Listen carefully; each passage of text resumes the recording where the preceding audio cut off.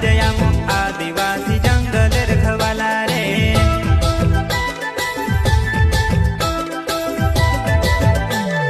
चल जंगल जमीन काजे पूजे रे आदिवासी दुनिया ने रखवाला रे।